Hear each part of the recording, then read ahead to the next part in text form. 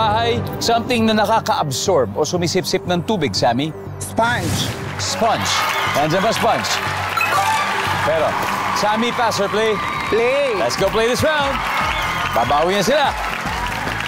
Barbie, sa bahay, something na nakaka-absorb o sumisip-sip ng tubig. Basahan. Basahan, siyempre. Survey says, yes, Ken? Sa bahay, something na nakaka-absorb o sumisip-sip ng tubig. Ano kaya to? Mop. Mop. Nandiyan ba ang mop?